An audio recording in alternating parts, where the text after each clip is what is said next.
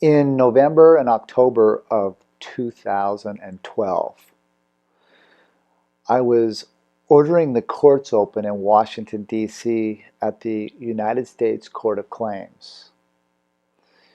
The United States Court of Claims sent me an engraving embossment of a all-seeing eye in a pyramid. When we did the research, David Winkle Miller and myself, on what that hieroglyphic meant, there was no value to it. What that means is we went down to the U.S. Post Office, we went to the United States Department of Engraving, and there was no cognition of the certified seal with an all-seeing eye into a pyramid for the United States government. They sent us to the Philadelphia U.S. Mint at the U.S. Mint and Treasury for the Department for the U.S. government, for the United States Treasury. We went there and spent 3 hours with the Department of Engraving. At the Department of Engraving, they said, this symbolism is for an inside Illuminati cult. We have no jurisdiction in its function, and even why it's on a contract for the United States judicial system. It's a code. So we took a mirror and looked at it backwards, and it told us to go to the Philadelphia Benjamin Franklin Post Office. On December 20th of 2012, David Winkle Miller and myself, Russell J. Cullen Gould, walked into the Benjamin Franklin Post Office.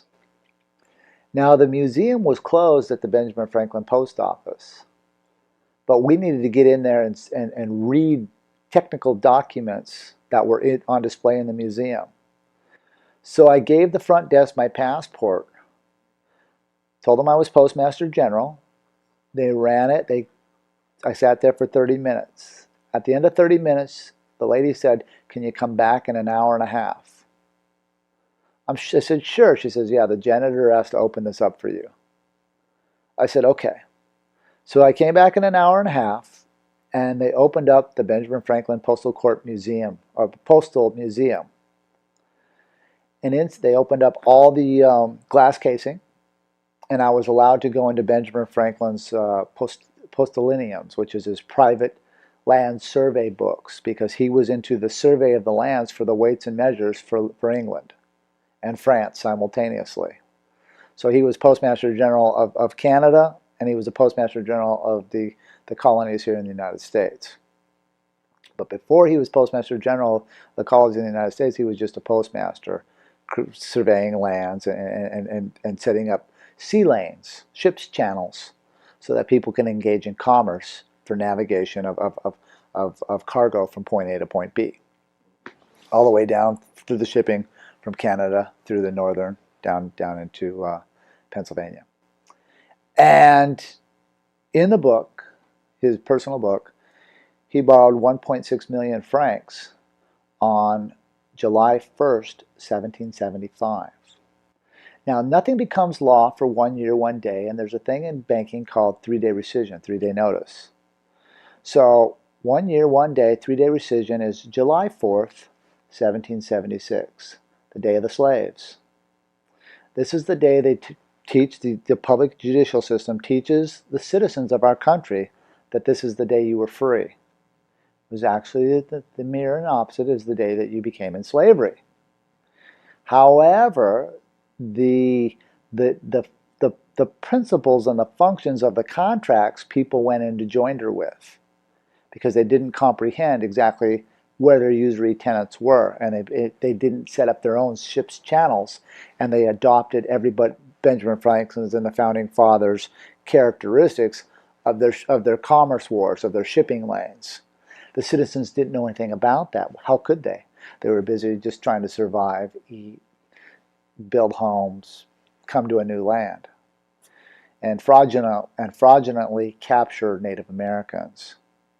That was all done under Ailing, and the reason why that is because the usury of Benjamin Franklin and the wars and the armies to capture the Native American people were all done under Ailing, which means that the government was already under usury, under bankruptcy. Bankrupt people can't contract. So why are bankrupt white men capturing free sovereign natives? This is fiction.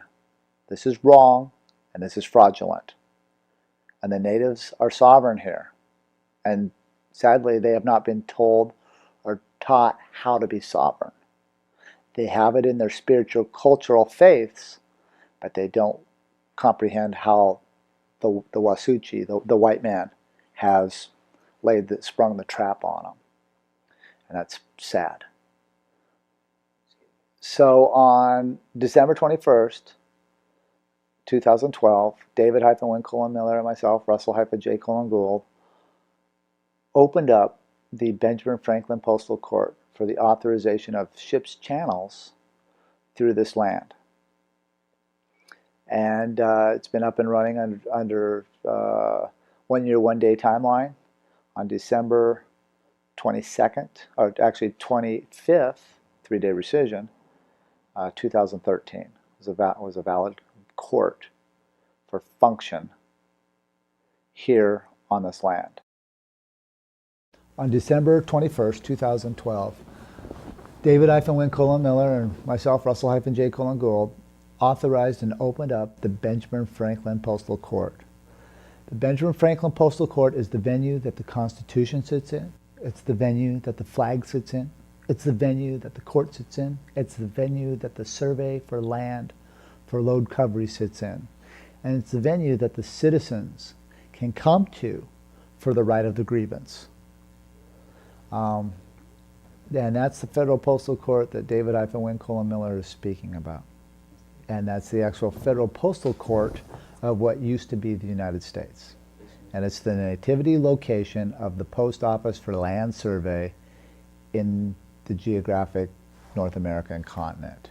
Because Benjamin Franklin was a Postmaster General also of Canada simultaneously, creating joinder for the North American continent.